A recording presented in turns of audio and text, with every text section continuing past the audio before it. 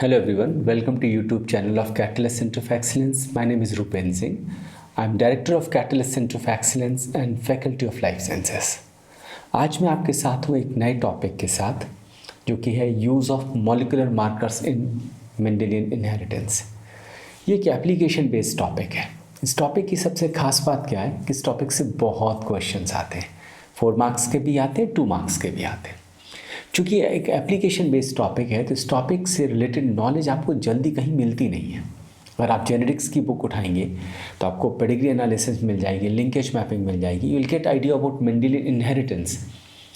And if you read some book of gene cloning techniques like T A Brown पढ़ते हैं या कोई भी बुक पढ़ते हैं, you will get to know how these STR markers work, how what are these RFLP markers, what are these RAPD markers. But किसी भी book में इन दोनों को एक साथ समझा के नहीं दिया गया और ये एक सबसे बड़ी परेशानी है। और अगर आप क्वेश्चंस उठा के देखें तो प्लेंटी ऑफ क्वेश्चंस इस एरिया से आए हैं। मैंने अपनी book fundamental of life sciences volume 1 जो 3rd एडिशन अभी लेटेस्ट मार्केट में अवेलेबल है, उसमें इस टॉपिक को एक्सटेंसिवली डील किया है। आज जो कुछ भी मैं आपको पढ़ाने जा रहा हूँ मैं अपनी ही बुक से पढ़ा रहा हूँ। जो कुछ भी नॉलेज में यूज़ करूँ, जो भी डायग्राम्स में यूज़ करूँ, वो उसी बुक से है। तो अगर आप चाहें तो उस बुक को आप Amazon या फ्लिपकार्ट किसी से भी बाई कर सकते हैं। सबसे पहले मैंने बोला बहुत इंपॉर्टेंट टॉपिक, बहुत क्वेश्चंस आते हैं, तो दिखाऊं तो सच में क्वेश्चंस आते हैं। चलिए चेक कर लेते हैं क्या क्वेश्चंस आते हैं इस टॉपिक से। देखिए एक ये क्वेश्चन है जो दिसंबर 2019 में पूछा गया था और इस क्वेश्चन में अगर आप देखिए तो आपको एक पेडिग्री डायग्राम दिया हुआ है और कुछ नीचे एक टेबल दी गई जिसमें STR मार्कर्स दिए गए हैं। अब आप समझ सकते हैं कि इस क्वेश्चन को सॉल्व आप तभी कर पाएंगे जब आपको पेडिग्री एनालिसिस भी करना आता हो और आपको मॉलिक्यूलर मार्कर्स भी रीड करना आता हो। ठीक है, चलिए और देखते हैं। दिसंबर 19 में एक और क्वेश्चन है, यानी 4 मार्क्स के 2 क्वेश्चन एक छोटे से टॉपिक से 8 मार्क्स का। अमेजिंग। और इस क्वेश्चन में भी अगर आप देखिए तो आपसे मेंडेलियन इनहेरिटेंस यानी कि पेडिग्री एनालिसिस की अंडरस्टैंडिंग भी एक्सपेक्ट करी जा रही है और साथ ही साथ आपको मॉलिक्यूलर मार्कर्स रीड करना आना चाहिए। ठीक है, और देखते हैं दिसंबर 2018 में क्वेश्चन पूछा गया है और इसमें तो इन लोगों ने आपसे SNP मार्कर, STR मार्कर सब पूछ डाला। तो यानी कि आपको वैरायटी ऑफ मार्कर्स की अंडरस्टैंडिंग होनी चाहिए, उनको कैसे मेंडेलियन इनहेरिटेंस में, जेनेटिक इनहेरिटेंस में उनको यूज़ करना वो समझ होना चाहिए। ठीक है, फिर एक ये क्वेश्चन है जून 2018 में पूछा गया, RFLP based markers based question है ये। आपको पता होगा RFLP is a kind of codominant markers, है ना। कोडोमिनेंट मार्कर्स, डोमिनेंट मार्कर्स शायद आप जानते हो, नहीं जानते वेट करिए, अभी मैं इस टॉपिक में सब एक्सप्लेन करूँगा। और मैं तो बोलूँगा कई बार 2 मार्क्स के क्वेश्चन, आप CCR का पेपर उठा के देखिएगा, 2 मार्क्स के कई बार ऐसे क्वेश्चन पूछे गए, उन्हें 4 ऑप्शन दे दिए, पूछते हैं इसमें कौन सा डोमिनेंट मार्कर्स है, कौन सा कोडोमिनेंट मार्कर है। तो it's a very important area. Then ये क्वेश्चन दिसंबर 2017 में पूछा गया, जून 2017 में पूछा गया। तो अगर आप देखें ये एक ऐसा टॉपिक है जिससे कंसिस्टेंटली क्वेश्चंस पूछे जा रहे हैं। इनफैक्ट मार्क्स कंट्रीब्यूशन वाइज अगर क्वेश्चंस की संख्या देखें तो मैं तो बोलूँगा कि पिछले कुछ एग्ज़ाम्स में बढ़ गया, ज़्यादा मार्क्स के क्वेश्चंस आ रहे हैं। और इसीलिए मैंने सोचा चलिए इस पे ही वीडियो रिलीज़ करते हैं, क्योंकि यूट्यूब पे तो बहुत सारे वीडियोस पड़े हैं। इनफैक्ट आप मॉलिक्यूलर मार्कर एसस देखें तो ढेर सारे वीडियोस मिल जाएंगे, लेकिन जो मैं कराने जा रहा हूँ इस पे आपको बहुत वीडियोस नहीं मिलेंगे। ठीक है, इसके पहले मैं आपको टॉपिक के विषय में और बताऊँ। सबसे पहले हम लोग क्या करते हैं, अंडरस्टैंडिंग डेवलप करते हैं मार्कर्स होते क्या है ना। मार्कर्स क्या होते हैं, what are markers, how do we define markers. तो जेनेटिक मार्कर्स क्या हो गए, these are simply landmarks on chromosome that serve as reference point to the location of other genes of interest। यानी आपको कोई जीन की लोकेशन पता करनी है, आपको नहीं पता वो जीन कहाँ पे सिचुएटेड है, तो आप क्या करेंगे, कोई ऐसा जीन जो आपको वेल नोन जीन जो आपको ऑलरेडी पता हो, उसकी लोकेशन आपको पता हो, आप पहले उस जीन को लोकेट कर लेंगे। ठीक है, फिर आप क्या करेंगे, ये देखने की कोशिश करेंगे कि क्या चांसेस हैं कि ये जीन उस जीन के साथ इनहेरिट हो रहा है। ठीक है, जिसको हम लोग लिंकेज मैपिंग के थ्रू स्टडी करते हैं कि दो जीन्स के साथ में ट्रांसफ़र होने के चांसेस क्या हैं, और उसके बेसिस में उनके बीच के डिस्टेंस कैलकुलेट करेंगे। फिर आप और कुछ मॉलिक्यूलर टेक्निक्स के थ्रू पिन पॉइंट कर सकते हैं कि वो जीन कहाँ पे सिचुएटेड है। और मार्कर्स की बात करें, जेनेटिक मार्कर्स की बात करें तो जेनेटिक मार्कर्स 2 तरीके के हो सकते हैं। एक जिनको हम लोग मॉर्फोलॉजिकल मार्कर्स बोलते हैं। मॉर्फोलॉजिकल मार्कर्स आप समझ सकते हैं, they basically manifest themselves in adult phenotypes. तो एडल्ट फिनोटाइप में मैनिफेस्ट करेंगे, you have to wait for such a long period of time. And you know adult phenotype is outcome not only of genes but of genes as well as an environment. तो purity compromise होती है कुछ हद तक, है ना. अगर दूसरे तरह के मार्कर्स जिनको हम बोले मॉलिक्यूलर मार्कर्स बोलते हैं, molecular markers basically you can use them, you can analyse them at सब सेलुलर लेवल. ये इनकी खास बात होती है. तो आपको एडल्ट के बंदे के एडल्ट होने का वेट नहीं करना. You can just carry out molecular analysis to find out which gene is being expressed. अभी देखेंगे, हम अभी समझने की कोशिश करेंगे कि किस तरह से मार्कर्स अलील्स को रिप्रेजेंट करते हैं. अभी मैं आगे आपको एक एक चीज़ बताऊंगा, ठीक है. अगर हम लोग क्लासिफिकेशन की बात करें, how do we classify molecular markers, बहुत सारे मेथड्स डिवाइस करेंगे. एक मेथड जिसमें आप मोड ऑफ जीन एक्शन के बेसिस पे उनको डोमिनेंट या कोडोमिनेंट मार्कर्स में डिवाइड कर सकते हो. मैंने अभी आपसे बोला 2 मार्क्स के कई बार ऐसे क्वेश्चन आए. अगर आप चाहें तो मेरी बुक में एक टेबल दी गई है जिसमें सभी मार्कर्स और उनकी इंपॉर्टेंट कैरेक्टरिस्टिक्स दी गई हैं. तो इस टाइप के क्वेश्चन तो बहुत ईजिली आप सॉल्व कर लेंगे अगर आप उस टेबल को याद कर लेंगे. उसके अलावा मेथड ऑफ डिटेक्शन के बेस पे भी आप मार्कर्स को आइडेंटिफाई कर सकते हैं. They could be hybridization based marker, they could be PCR based markers. And third type is mode of transmission के बेसिस पे भी आप मॉलिक्यूलर मार्कर्स को डिवाइड कर सकते हो. अगर हम लोग बात करें डोमिनेंट और कोडोमिनेंट मार्कर की, जैसे कि इस डायग्राम में मैं आपको यहाँ समझाने की कोशिश करता हूँ. अगर आप इस डायग्राम पे ध्यान दें, देखिए डोमिनेंट अलील कोडोमिनेंट अलील जो आपने पढ़े, डोमिनेंट अलील के केस में क्या तो वो अपने आप को एक्सप्रेस करता है और रिसेसिव अलील अपने आप को एक्सप्रेस नहीं करती है. और कोडोमिनेंट के केस में क्या होता है, तो दोनों अपने आप को एक्सप्रेस करते हैं. बस उसी तरह से आप समझने की कोशिश करिए. अगर कोई डोमिनेंट मार्कर है तो वो उसका बैंड आपको दिखाई देगा, ठीक है, चूँकि डोमिनेंट, रिसेसिव का बैंड नहीं दिखाई देगा. जैसे कि आप अगर यहाँ समझने की कोशिश करें, इस वाले डायग्राम को देखिए, सेकेंड वाले डायग्राम को, है ना, डोमिनेंट मार्कर यहाँ पे शो किया गया. जैसे P1 पेरेंट 1 जनरेशन है जिसमें आपको एक बैंड दिखाई दे रहा है, P2 में नहीं दिखाई दे रहा है. यानी वो डोमिनेंट अलील जो है पेरेंट 1 में प्रेजेंट, 2 में एब्सेंट है. अगर F1 का मार्कर्स की बैंड्स की पोजीशन देखें तो F1 में वो बैंड प्रेजेंट है, ठीक है. तो आपको पता चल रहा है कि ये मार्कर इसमें चूँकि डोमिनेंट मार्कर है तो ये अपने आप को एक्सप्रेस कर रहा है F1 जनरेशन में, ठीक है. देखिए इसमें एक कमी क्या हो रही है, आप इस चीज़ को समझने की कोशिश करिए कि इन मार्कर्स में, भी आगे भी मैं आपको एक्सप्लेन करूंगा, इन मार्कर की एक सबसे बड़ी कमी क्या होती है, क्योंकि इसमें अलील्स को हम लोग आइडेंटिफाई करते हैं whether the band is present और नॉट, ठीक है. तो एक समस्या क्या आती है, अगर कोई होमोजाइगस इंडिविजुअल है जिसमें अगेन बैंड शो होंगे और हेटेरोजाइगस इंडिविजुअल है जिसमें एक अलील बैंड बनाएगा एक नहीं बनाएगा, तो डोमिनेंट मार्कर के बेसिस पे आप होमोजाइगोट्स और हेटेरोजाइगोट को डिफरेंशिएट नहीं कर पाओगे. अभी मैं आगे और डिटेल में बताऊंगा, ठीक है. कोडोमिनेंट मार्कर्स की बात करें, जैसे कि यहाँ पे अगर आप देखें फर्स्ट वाले डायग्राम में शो करा गया है, P1 जनरेशन में सपोज पेरेंट 1 में एक बैंड आपको दिखाई दे रहा है और पेरेंट 2 में दूसरा बैंड दिखाई दे रहा है. चूँकि कोडोमिनेंट मार्कर है तो F1 जनरेशन में दोनों बैंड्स दिखाई दे रहे हैं. तो आप देखिए बहुत इजी है इस केस में हेटेरोजाइगोट और होमोजाइगोट को डिफरेंशिएट करना. ये एक सबसे बड़ी ताकत भी होती है कोडोमिनेंट मार्कर्स की. बट डोमिनेंट मार्कर्स की हम लोग ज़्यादा यूज़ करते हैं, वो भी आगे मैं एक्सप्लेन करूँगा, ठीक है. एक और क्लासिफिकेशन, ये इस टेबल की मैं बात कर रहा था, ये टेबल आपको मेरी बुक में मिल जाएगी जिसमें सभी मार्कर्स उनकी कैरेक्टरिस्टिक्स दी गई हैं, है ना. इनफैक्ट ये टेबल, ये कॉलम तो बहुत ही इंपॉर्टेंट है कि RFLP codominant marker, RAPT dominant marker, AFLP dominant marker है. ये बहुत इंपॉर्टेंट, बहुत क्वेश्चन इससे आए हुए हैं. आप चाहें तो इस टेबल को याद कर सकते हैं, ठीक है. एक और क्लासिफिकेशन जो फॉलो किया जाता है मॉलिक्यूलर मार्कर्स के स्टडी के लिए, जो हम लोग इस बुक में फॉलो करने जा रहे हैं, उसके बेसिस में हम लोग मॉलिक्यूलर मार्कर्स को 4 टाइप्स में डिवाइड कर सकते हैं. एक जिसको हम लोग बोलते हैं एंजाइम बेस्ड मार्कर्स, जिसके प्रोमिनेंट एग्जांपल्स आपके आइसोजाइम्स और एलोजाइम्स हो गए. दूसरा जिसको हम लोग बोलते हैं हाइब्रिडाइजेशन बेस्ड मार्कर, जिसका एक एग्जाम्पल RFLP बेस्ड मार्कर्स में भी आपको एक्सप्लेन करूँगा. तीसरा जिसको हम लोग बोलते हैं PCR बेस्ड मार्कर्स, जिसमें ढेर सारे एग्जांपल्स हैं, जिसमें 2 मैं आपको पढ़ाऊंगा, RAPT मार्कर्स क्या होते हैं और SSR मार्कर्स क्या होते हैं. बाकी अगर आप रीड करना चाहें तो अगर मैं आपसे बोलूँगा कि आप प्लीज़ मेरी बुक बाय करिए, उसमें टॉपिक दिया गया, आपको सभी मार्कर्स उसमें मिल जाएंगे. उसके अलावा चौथा तरीका है जिसके बेसिस पे हम लोग मॉलिक्यूलर मार्कर्स को आइडेंटिफाई करते हैं, जिसको बोलते हैं DNA सीक्वेंस बेस्ड मार्कर, जिसमें कि SNP मार्कर्स आता है, single nucleotide polymorphism based markers. अभी मैंने आपको दिखाई दिया एक क्वेश्चन था जिसमें SNP मार्कर की ज़रूरत पड़ी थी.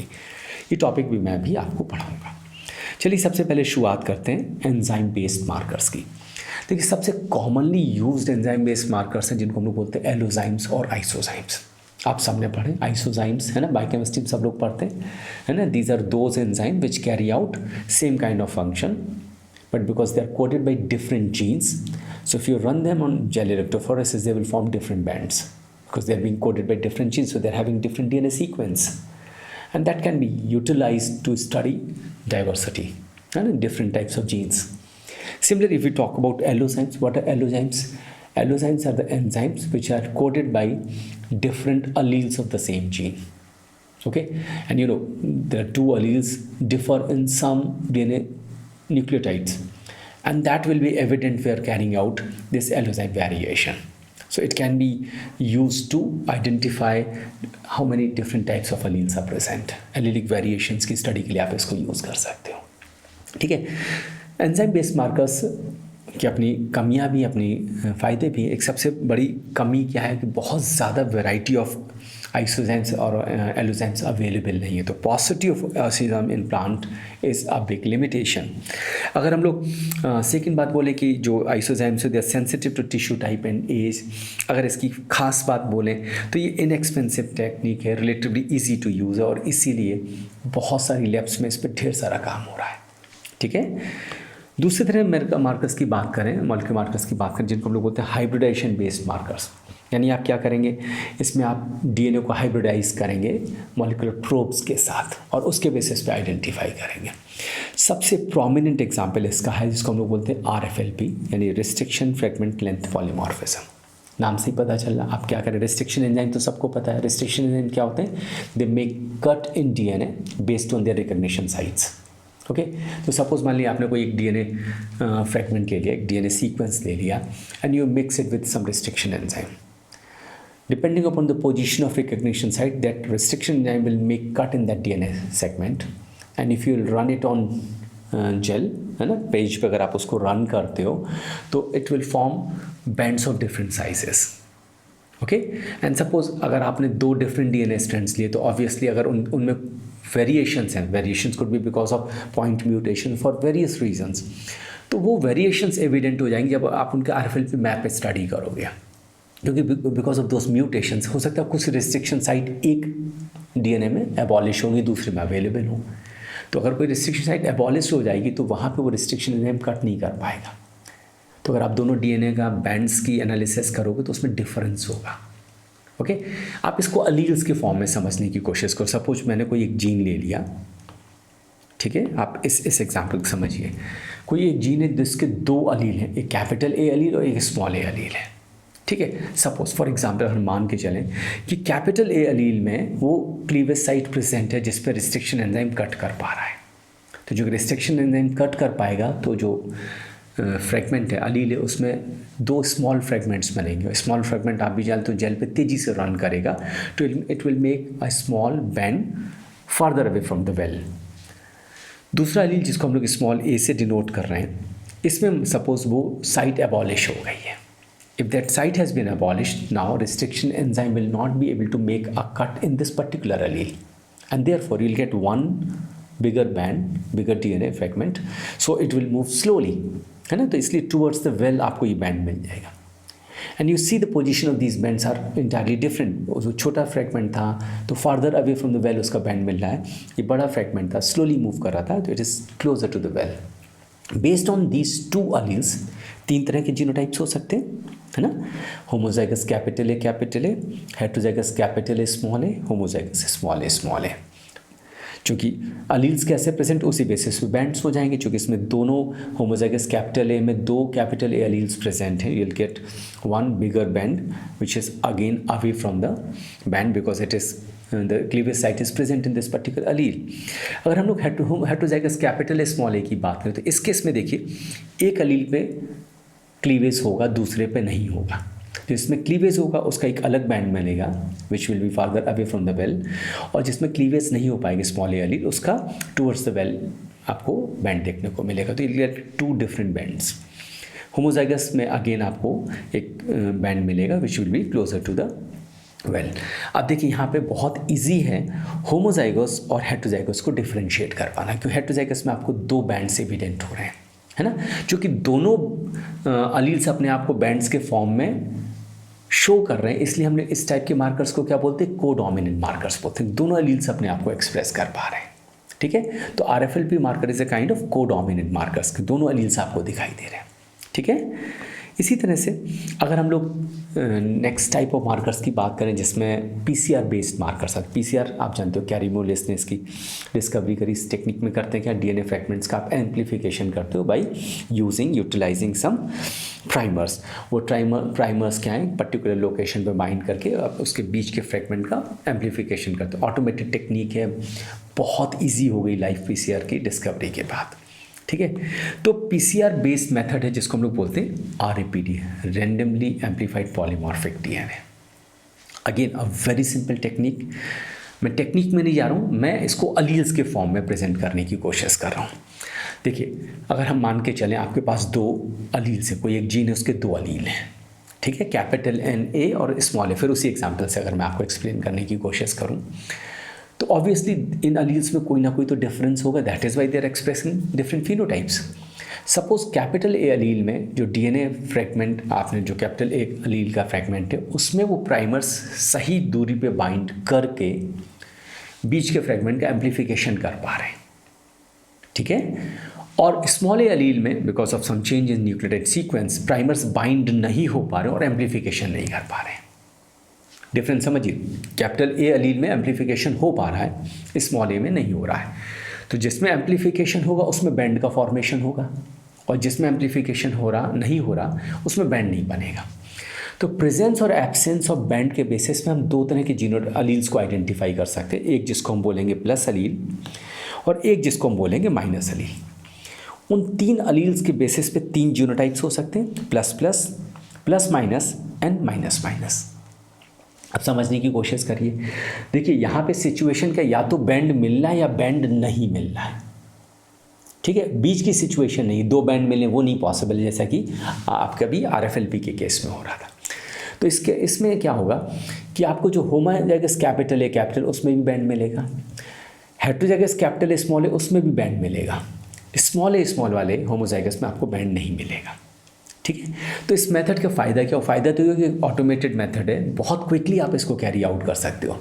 डिसएडवांटेज क्या हुआ कि आप इसमें होमोजाइगोट और हेटेरोजाइगोट को डिफ्रेंशिएट नहीं कर पा रहे, जो कि आप RFLP बेस्ड मेथड में कर पा रहे थे, ठीक है। तो इस केस में इस तरह से आप मार्कर्स की स्टडी करेंगे। अभी मैं आपको जब एप्लीकेशन समझाऊँ तो और ज़्यादा समझ में आएगा। अभी आपको समझ में आ गया कि RAPD में हम लोग किस तरह से बैंड्स को अलील्स के फॉर्म में स्टडी कर रहे हो, RFLP में कैसे बैंड्स को अलील के फॉर्म में स्टडी कर रहे थे, ठीक है। एक और मेथड जिसको हम लोग बोलते हैं SSR, सिंपल सीक्वेंस रिपीट्स। देखिए फॉरेंसिक्स में इस की जगह जो वर्ड यूज़ किया जाता है उसको बोलते हैं STRs, सिंपल टेंडम रिपीट्स। बात वही है, simple sequence repeats, simple tandem repeats, यानी कोई सीक्वेंस है which is repeated many a times, है ना।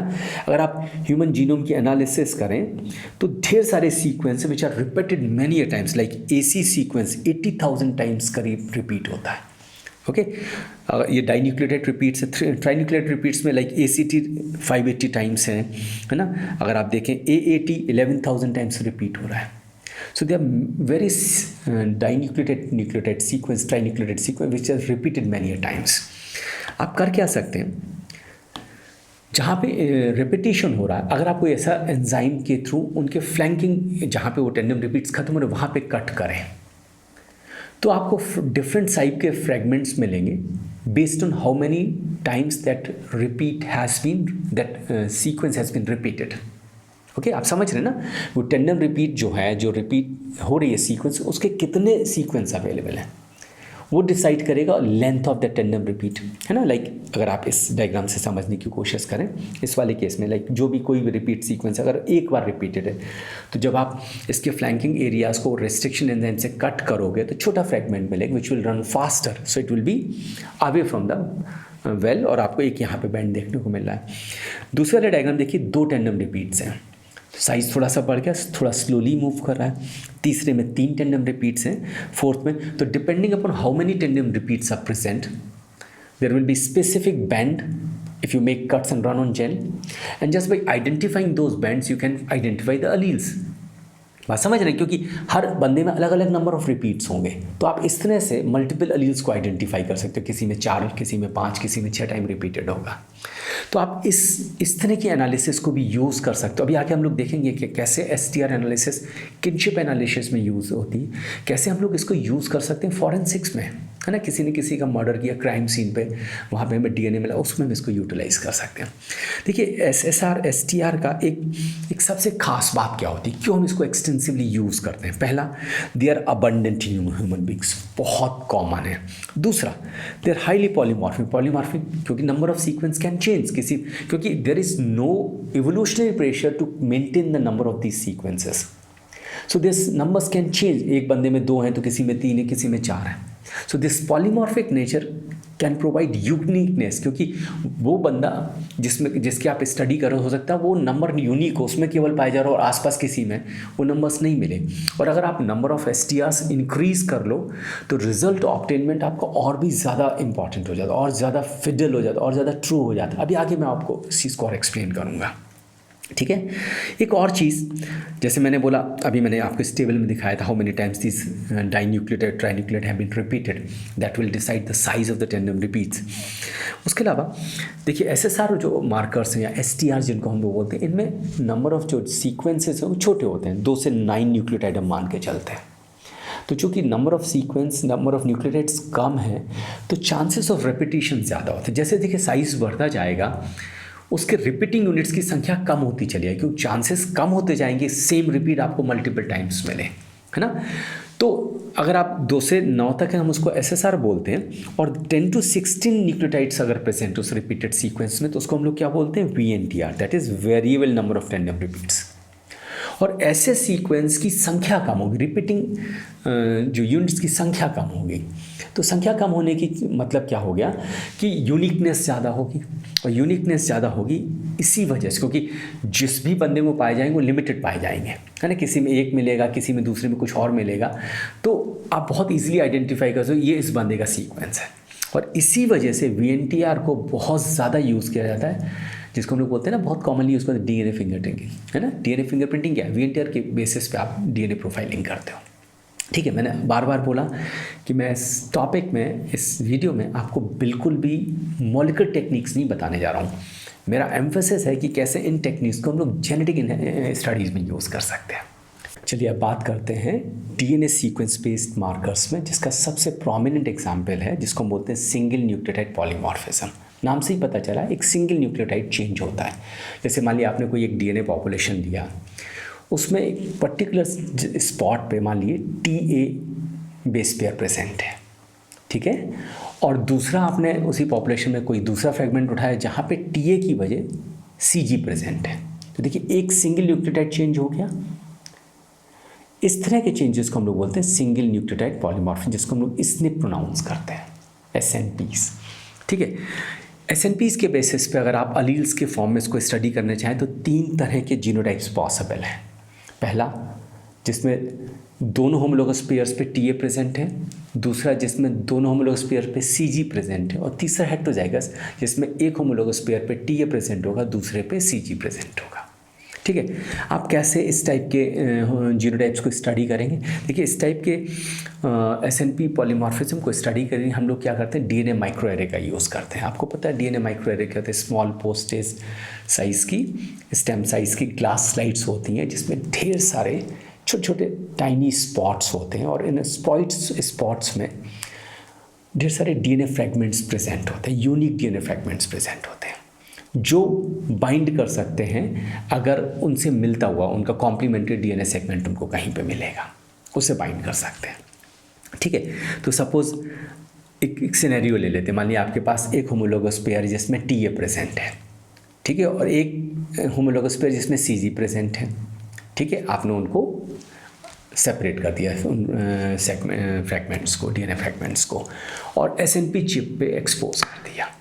मान लीजिए पास जो आपके पास SNP चिप्स हैं, एक में TA को रीड कर रहा है, दूसरा AT को रीड कर रहा है, तीसरा CG को रीड कर रहा है, चौथा GC को रीड कर रहा है। तो डिपेंडिंग अपॉन, लाइक अगर इस डायग्राम में आप ध्यान दें, यहाँ पे देखिए TA दिया हुआ है इस वाले पेयर में, और इस वाले पेयर में CG है, ठीक है, आपने क्या करा, इन एसएनपी चिप्स पे इनको एक्सपोज किया। ठीक है, तो जैसे अगर एसएनपी चिप्स 4 दी गई, इस वाले में टी प्रेजेंट है, इस एसएनपी चिप पे ए प्रेजेंट है, इस एसएनपी चिप पे सी प्रेजेंट है और इस एसएनपी चिप पे जी प्रेजेंट है। ठीक है, तो डिपेंडिंग अपॉन जिसके कॉम्प्लीमेंट्री पेयर वो आके इस पे बाइंड कर जाएंगे। जैसे टी वाले पे ए वाला बैंड बाइंड कर जाएगा, ए वाले पे टी वाला बैंड बाइंड कर जाएगा, जी सी वाले पे जी बाइंड कर जाएगा और जी वाले पे सी बाइंड कर जाएगा। जो बाइंड कर जाएंगे उनको फिर आप बाद में with the help of probes और लेबलिंग के थ्रू आप उनको स्टडी कर सकते हो। ठीक है, अब देखिए एक एग्जांपल लेके चले। सपोज आपके पास एक 80 होमोजाइगस पेयर प्रेजेंट है, आपने उनको एसएनपी चिप्स पे एक्सपोज किया। चूँकि 80 बेस पेयर प्रेजेंट थे आपके होमोलोगस पेयर में, तो ये ए और टी वाले से तो बाइंड करेंगे लेकिन सी जी वाले से बाइंड नहीं करेंगे।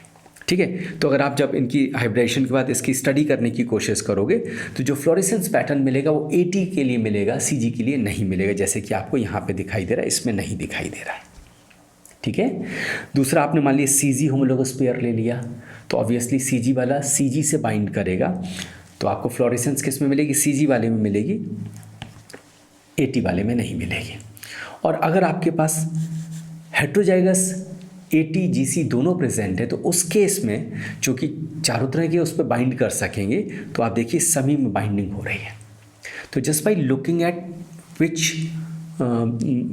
चिप इज़ फ्लोरेसिंग, है ना, फ्लोरेसेंस के बेसिस पे आइडेंटिफाई कर सकते हो आपके डीएनए फ्रेगमेंट कौन सा न्यूक्लियोटाइड प्रेजेंट है, और आप इस तरह से एसएनपीज आइडेंटिफाई कर सकते हो। एसएनपीज को भी हम लोग मॉलिक्यूलर टेक्निक्स में यूज़ कर रहे हैं, एसएनपीज को भी हम लोग मेंडेलियन इनहेरिटेंस की स्टडी में यूज़ कर रहे हैं। अभी मैं आगे आपको बहुत डिटेल में ये सब चीज़ें दिखाऊंगा। ठीक है, देखिए एप्लीकेशंस क्या हो सकते हैं मॉलिक्यूलर मार्कर्स के। सबसे प्रोमिनेंट एग्जांपल्स है डिजीज़ जीन को आइडेंटिफाई करना। सपोज कोई एक जीन है जो डिजीज़ कॉजिंग है, आपको उसकी एग्जैक्ट लोकेशन नहीं पता है, आप उसकी स्टडी करना चाहते हो। ठीक है, लेकिन आपको ये पता है कि उस जीन के साथ कोई एक और नोन जीन है जो आप जानते हो कि वो भी उसके साथ ट्रांसफ़र होती है, इनहेरिट होती है। तो अगर आपको उस जीन की पोजीशन पता है तो उस जीन के साथ लिंकेज मैपिंग के थ्रू आप इस और उस पर्टिकुलर जीन के बीच की डिस्टेंस कैलकुलेट कर सकते हो। ठीक है, once you get to know the distance between these two genes, then based on other molecular techniques you can pinpoint where that disease gene is present. तो आप समझ जेनेटिक मार्कर्स इस तरह से आप यूज़ कर सकते हो। दूसरा तरीका हम आपको बताएं, फॉरेंसिक्स में स्टडी कर सकते हैं, क्राइम सस्पेक्ट्स में। अभी मैंने आपको बताया था कि मान लिया आप STR का यूज़ करते हो, SSR STR का यूज़ करते हो, है ना, कहीं पे किसी का मान ली मर्डर हो गया तो आप वहाँ पे आपको कुछ ब्लड स्टेन्स मिले। अभी मैंने बोला STR से यूनिक होते हैं, जो भी क्राइम सस्पेक्ट्स होंगे आप उनके ब्लड सैंपल्स ले लोगे और STR एनालिसिस कर लोगे, जहाँ पे जो आपको क्राइम स्पॉट पे ब्लड सैंपल मिला और आप जो सस्पेक्ट्स थे उनके, और फिर आप उनके STR एनालिसिस करके STRs कंपेयर करोगे। बहुत इजीली आपको पता चल जाएगा इसमें कौन सा बंदा एक्चुअली में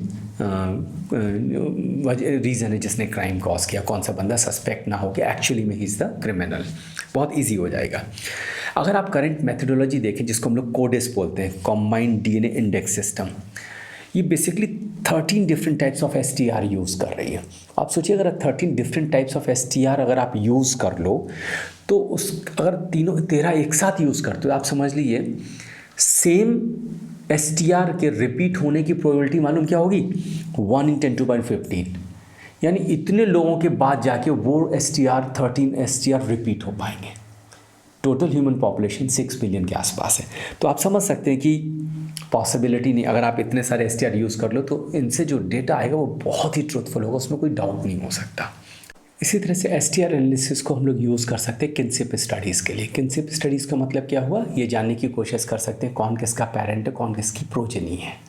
एक बहुत ही प्रोमिनेंट एग्जाम्पल किनशिप स्टडीज़ में जहाँ पे STR एनालिसिस को यूज़ किया था वो था रोमनोव्स का। रोमनोव्स जिनको हम लोग ज़ारिना बोलते थे, जो रशिया में कम्युनिज़्म आने के पहले किंग्स एंड क्वीन हुआ करते थे। जब कम्युनिज़्म आया तो जो वहाँ पे उस समय जो ज़ार थे और ज़ारिना थे और उनके जो भी किड्स थे, 3 बच्चे थे, उनको ब्रूटली किल करके रोड साइड में दफना दिया गया था। तो जब 1990s के आसपास कम्युनिज्म ख़त्म हुआ तो डिसाइड किया गया कि उन लोगों को ऑनरेबल बरियर दिया जाए, तो उनकी बॉडीज़ निकाली गई। तो टोटल 9 स्केलेटन्स मिले। 9 में 3 तो बच्चों के स्केलेटन थे, तो उसमें तो कोई परेशानी नहीं हुई कि तीनों आराम से समझ में आ रहे थे, कुड बी सिबलिंग्स। लेकिन जो एडल्ट्स मिले उसमें 2 फीमेल थी और 4 मेल्स थे। तो उसमें ये जानना था कौन सी फीमेल एक्चुअली में जारिना थी और कौन सा मेल जार था। तो इसके लिए उन लोगों ने क्या करा, STR डेटा कलेक्ट किया। उन 9 जो भी 9 स्केलेटन्स थे उन सब से DNA एनालिसिस करके उन 9 इंडिविजुअल्स का STR डेटा कलेक्ट किया और उसके बेसिस पे जानने की कोशिश करी कि कौन मदर हो सकती है, कौन फादर हो सकता है। अगर आप इस पर्टिकुलर स्लाइड पे ध्यान दें तो आप देखेंगे जैसे चूँकि सिबलिंग्स की अगर आप VWA31 STR या F13A1 स्टार देखें तो ये देखिए बिल्कुल एक सा है। तो इससे तो कंफर्म हो रहा है कि तीनों चिल्ड्रन जो है सिबलिंग्स हैं, इनमें तो कोई डाउट नहीं है। अब हम लोग क्या करते हैं, फीमेल एडल्ट्स को जानने की कोशिश करते हैं, क्योंकि ये हमें पता करना है कि कौन सी फीमेल, इन 3 में से कौन सी female could be the mother. ठीक है, तो अगर हम लोग मदर को जानने की कोशिश करें तो अगर हम लोग इस डेटा को फिर से कलेक्ट करने की कोशिश करते हैं, अगर आप फीमेल एडल्ट 2 पे ध्यान दीजिए। ठीक है, 1 के केस में चूँकि VWA31 अगर आप STR देखें तो वही जो 15-16 सिबलिंग्स में मिल रहा है, अभी मदर में भी मिल रहा है, लेकिन फीमेल एडल्ट 2 में डिफरेंट है। ठीक है, अगर आप THO1 डेटा देखें, F13A1 डेटा देखें, इसमें 6-7 मिल रहा है जो कि पेरेंट्स में सिबलिंग्स में नहीं है। और इसी तरीके से अगर आप FES-FPS डेटा देखें, इसमें 11-12, इनमें 12-13 है, इसमें 6-6 है, इसमें किसी में भी 6-6 प्रेजेंट नहीं है। ठीक है, तो देखिए इसके बेसिस पे आप बोल सकते हो THO1 डेटा अगर आप देखो तो ये आपको क्लियरली बता रहा है कि this female adult 2 can not be the mother. ठीक है, और अगर आप 1 के केसेस में देखें तो she appears to be the mother of these 3 siblings. 2 in any case can not be the mother. ठीक है, और अगर हम मेल एडल्ट की एनालिसिस करके देखें, आप एक एक करके अगर एनालिसिस कर देखें, VWA31 डेटा अगर देखें तो चिल्ड्रंस में जो मार्कर्स STR अलील्स हैं वो 15 और 16 हैं, जबकि मेल एडल्ट अगर हम देखें 1 और 2 इसमें या तो 14-20 है या फिर 17-17 है। ठीक है, और अगर इसी तरीके से हम FES-FPS डेटा भी देखें तो इसमें 10-11 मिल रहा है जबकि इसमें 12-13 है, तो ये 2 तो नहीं हो सकते। ठीक है, अगर आप मेल एडल्ट 4 की एनालिसिस करके देखें, मेल एडल्ट 4 अगर देखें तो अगर आप THO1 डेटा देखें इसमें 6-9 मिल रहा है जो कि किसी भी प्रोजेनी में या तो 8 है या 10 है या 7 है, 6 और 9 तो प्रेजेंट नहीं है। ठीक है, और इसी तरीके से अगर आप 8 और 12 आप FES-FPS का डेटा देखें तो उससे भी आपको पता चल रहा है कि male adult 4 can not be the father. Adult 3 पर अगर ध्यान दीजिए आप, 15-16 जो कॉमन जा रहा है, 7-10 यस 7-10 इसमें प्रेजेंट है क्योंकि एक मदर से आएगा एक फादर से जाता है, ये डेटा भी लगभग कॉमन जा रहा है। 12-12 ये भी जा रहा है, तो it looks as if male adult 3 is father, female adult 2 is mother, and these 3 are siblings. So just by looking at STR analysis, you can easily identify who could be the parents. And you can see how this STR analysis can be used as conclusive evidence to find out or to analyze the kinship. तो ये बहुत ही important system, और इसीलिए आप देखिए CSR ने एक अलग टॉपिक दिया हुआ है। ठीक है, अगर आप क्वेश्चंस देखना चाहें, जैसे मैंने शुरुआत में बोला था, मैं क्वेश्चंस भी कुछ आपको दिखा दूंगा। ठीक है, क्वेश्चंस पर अगर आप ध्यान दीजिए, लाइक इस क्वेश्चन पे ध्यान न, एक ही क्वेश्चन है, मैं इसको ना करा के इस वाले को कराते रहूँ, है ना। बाकी क्वेश्चंस अगर आप करना चाहें तो आप इस थ्योरी को ध्यान से पढ़िए, बहुत ईजिली सॉल्व हो जाएंगे।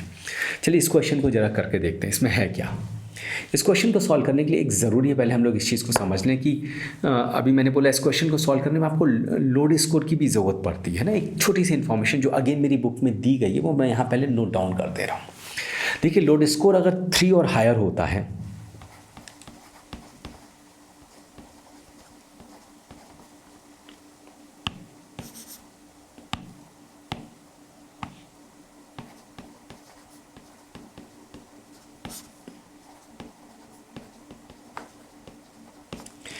और हायर होता है, उसका मतलब होता है लिंकेज प्रेजेंट है। ठीक है, ध्यान से दीजिएगा इस चीज़ पे। -2 और लेस है, इसका मतलब है नो लिंकेज, और अगर -2 एंड 3 के बीच में, -2 एंड 3 के बीच में है, ठीक है, -2 और 3 के बीच में अगर है तो हम बोलेंगे we can not draw any conclusion, no conclusion. ठीक है, ये इन्फॉर्मेशन मैंने शुरू में दे दी क्योंकि इसके आगे हमें ज़रूरत पड़ने वाली है। ठीक है, चलिए आगे देखते हैं। देखिए इस क्वेश्चन में क्या कहा है, a pedigree shown below depicts the individual first one is heterozygous. ठीक है, ये देखिए ये हेट्रोजाइगस है, शेडिंग शो करेगी। इसका जीनोटाइप अगर देखें कैपिटल डी स्मॉल डी, और मार्कर्स जो इसमें प्रेजेंट हो M1 और M2 प्रेजेंट है। अगर आप पेरेंट 2 की बात करें उसमें डिजीज़ नहीं प्रेजेंट है, होमोजाइगस है, स्मॉल डी अलील्स प्रेजेंट है, मार्कर्स M2 प्रेजेंट है। ठीक है, the paternal molecular markers present in the progeny individuals are indicated in the pedigree. ठीक है, पैटर्नल मार्कर्स इंडिकेट करे गए। उसके बाद मैटरनल जो प्रोजेनीज हैं उनके आपको जीनोटाइप्स नहीं दिए गए, मार्कर्स की लिंक दे दिया गया। आपको आइडेंटिफाई करना, कुछ स्टेटमेंट्स दिए गए। देखिए सबसे पहले हम लोग क्या करते हैं, इस क्वेश्चन को सॉल्व करने के लिए हम लोग क्या करते हैं कि पहले जानने की कोशिश करते हैं कि जो प्रोजी जनरेशन है उनमें जीनोटाइप्स क्या होंगे, based on the genotype of the parents. और एक और चीज़ आपने नोटिस अगर करी हो तो देखिए जैसे इस मदर में वो इस होमोजाइगस फॉर स्मॉल डी अलील, उसमें मार्कर्स M2 प्रेजेंट है, जबकि जो फादर जो है वो हेट्रोजाइगस है, उसमें दोनों अलील कैपिटल डी स्मॉल डी अलील भी प्रेजेंट, मार्कर भी हेट्रोजाइगस M1 M2 प्रेजेंट है। ठीक है, तो पहले हम लोग क्या करते हैं, अलील के बेसिस पे आइडेंटिफाई करते हैं कि प्रोजेनीज का जेनेटिक कॉम्पोजिशन होगा क्या। चूँकि फादर का कैपिटल डी स्मॉल डी है और मदर स्मॉल डी है, उसके बेसिस पर अगर आप देखें तो जो जीनोटाइप्स प्रोजेनीज के पॉसिबल हैं वो ये पॉसिबल हैं।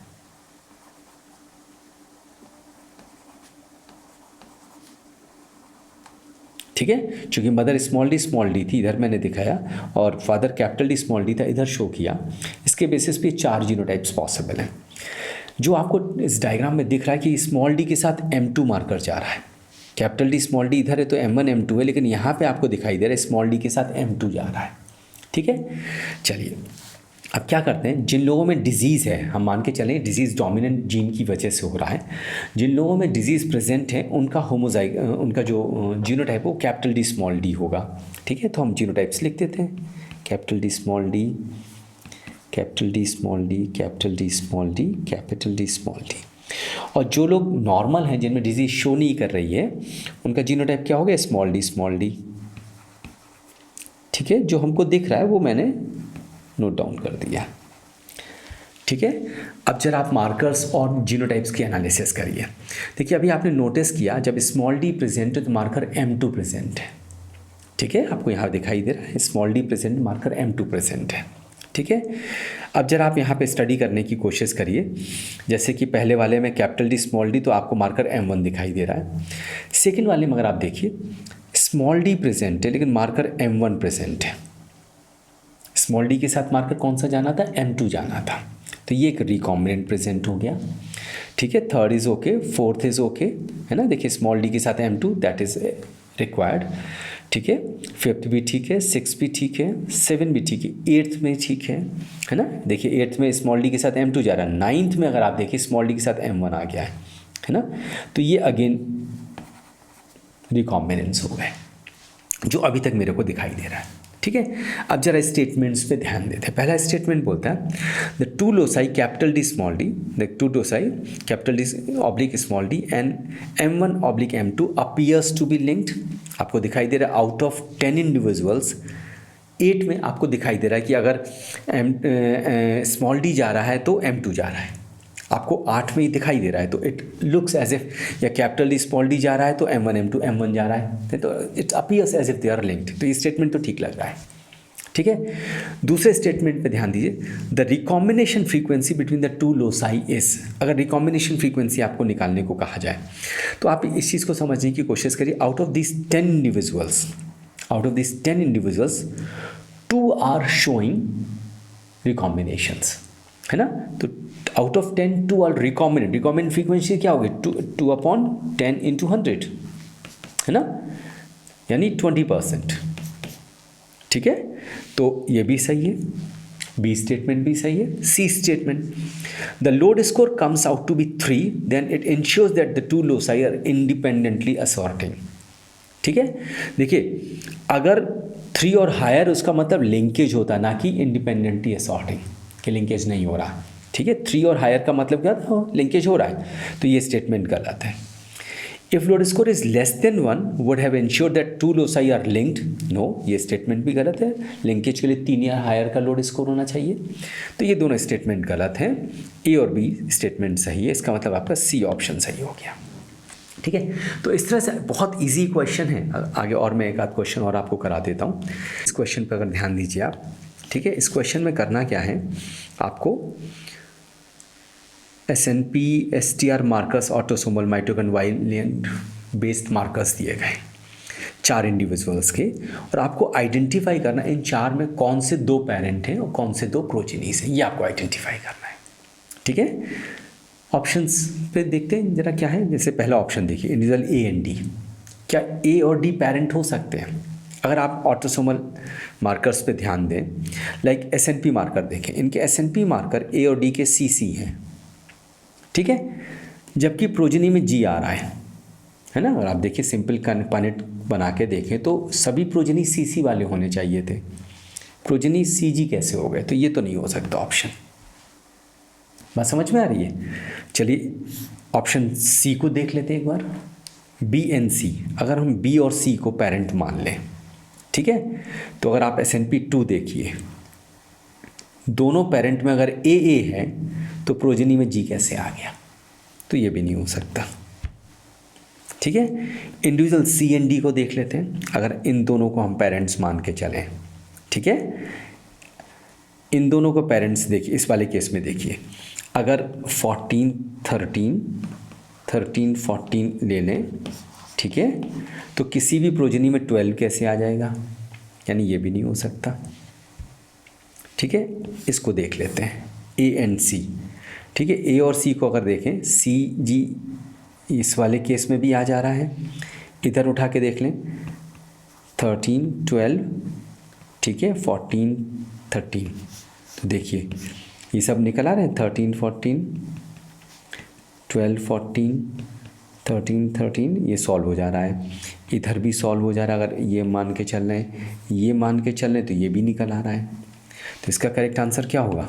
बी होगा। ठीक है, और देख लीजिए, एक इस क्वेश्चन को देख लेते हैं। ढेर सारे क्वेश्चन हैं इस क्वेश्चन में, आपको RFLP बेस्ड मार्कर्स दिए गए हैं। ठीक है, the pedigree given below follows the inheritance pattern of a late onset genetic disease that is 100% penetrant. I hope you understand penetrance क्या होता है। Affected individuals are indicate by a solid circle, यानी जिन लोगों में डिजीज शो हो रही है उनको सॉलिड सर्कल से शो किया गया है। और ये डिजीज़ कब दिखाई दे रही है? लेट ऑनसेट, यानी 30 साल की उम्र के बाद दिखाई देती है। ठीक है, इस पेडिग्री एनालिसिस में उन लोगों ने क्या क्या है कि 3 जनरेशन के आपको RFLP मार्कर्स दे दिए गए हैं। बेस्ड ऑन दोज मार्कर आपको आइडेंटिफाई करना है कि कौन सी प्रोजेनी है जो प्रोन है उस जेनेटिक डिजीज़ के लिए। ठीक है, तो करना क्या है, जिन लोगों में डिजीज़ प्रेजेंट है आप उनके पहले मार्कर्स की स्टडी कर लीजिए। जैसे फर्स्ट जनरेशन के ए में डिजीज़ है, फर्स्ट जनरेशन का ए ये है, इनमें ये 2 मार्कर्स पाए जा रहे हैं। ठीक है, फिर फर्स्ट जनरेशन के सी में डिजीज़ पाई जा रही है, फर्स्ट जनरेशन के सी हैं, इनमें भी यही 2 मार्कर्स पाए जा रहे हैं, यानी ये मार्कर जिनमें उनमें डिजीज़ हो रही है। ज़रा और देख लेते हैं, सेकेंड जनरेशन के बी में भी डिजीज़ पाई जा रही है, सेकेंड जनरेशन के बी में भी सेम मार्कर्स हैं, यानी जिन लोगों में ये 2 मार्कर्स प्रेजेंट हैं उनमें इस डिज़ीज़ का लेट ऑनसेट हो रहा है, उनमें वो डिज़ीज़ एक्सप्रेस करेगी।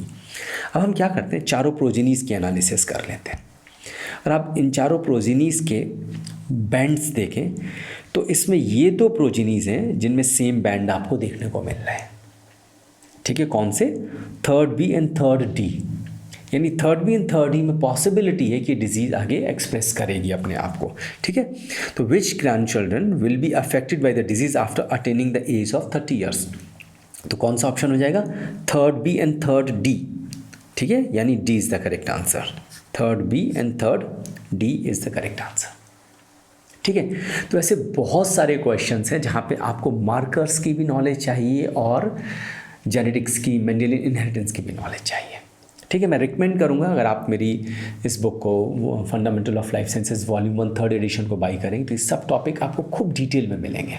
काफ़ी जो मार्कर्स मैंने अभी आपको पढ़ाए इससे कहीं ज़्यादा उसमें मैंने डिटेल में दिए गए हैं और वैरायटी ऑफ मार्कर्स दिए गए, कई टेबल्स दिए गए जो बहुत इंपॉर्टेंट है। आपने देखा कितने क्वेश्चंस आए हुए हैं और इसमें मैंने 2 मार्क्स के क्वेश्चन तो आपको शो भी नहीं करे। मैंने आपको टेबल दिखाई थी जिसमें मार्कर्स की कैरेक्टरिस्टिक्स पूछेंगे, उसके ऊपर बेस्ड क्वेश्चंस कई बार पूछे गए। आई होप आपको मज़ा आया होगा इस टॉपिक को स्टडी करने में।